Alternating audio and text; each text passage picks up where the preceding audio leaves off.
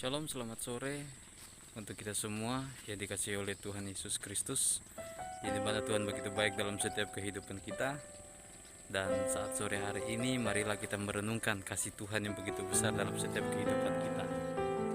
Renungan kita pada sore hari ini dalam Titus pasal 2 ayat 11 dikatakan, karena kasih karunialah kamu diselamatkan.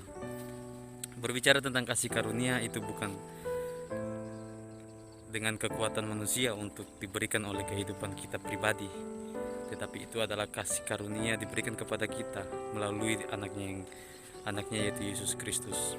Kasih karunia diperoleh oleh semua orang, dan kasih karunia itulah yang menyelamatkan setiap kehidupan kita, menebus setiap kehidupan kita sehingga kita masih boleh ada. Dan kehidupan kekristenan bukan hanya merenungkan setiap kebaikan Tuhan, tetapi bagaimana cara kita untuk memelihara kasih karunia itu.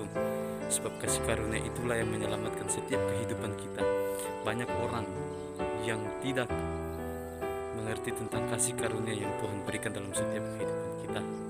Kasih karunia yang Tuhan berikan dalam setiap kehidupan kita, kita jaga, jangan sampai kasih karunia itu Tuhan ambil dalam setiap kehidupan kita.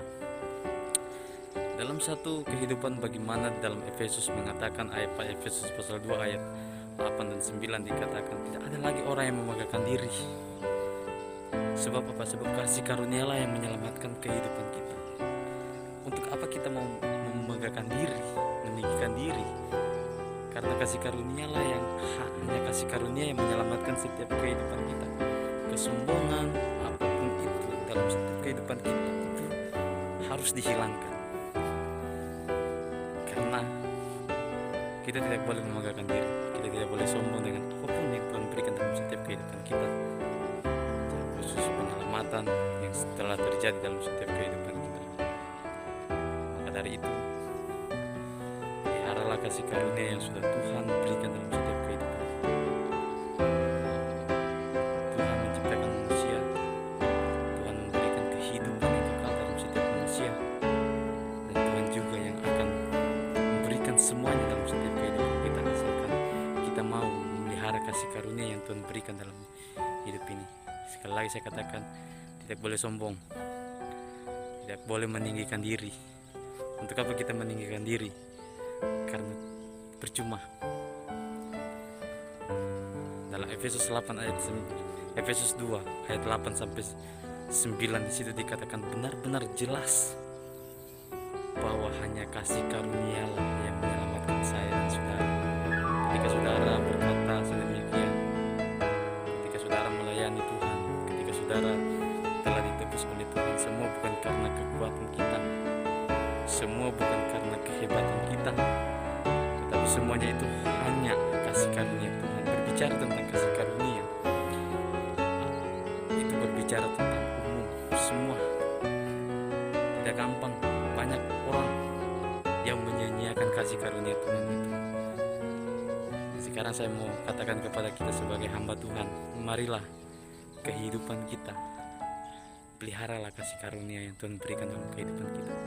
Transferkan kasih karunia itu ke orang lain, agar orang lain juga mendapatkannya sama dengan apa yang kita dapatkan dari Tuhan.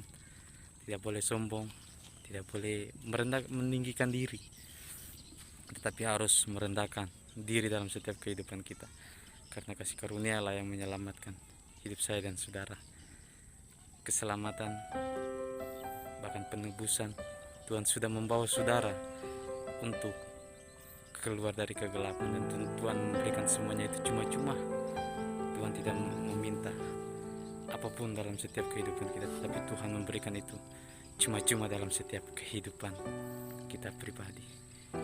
Saya berada di pantai Gaukan, yang dimana di pantai ini sangat indah.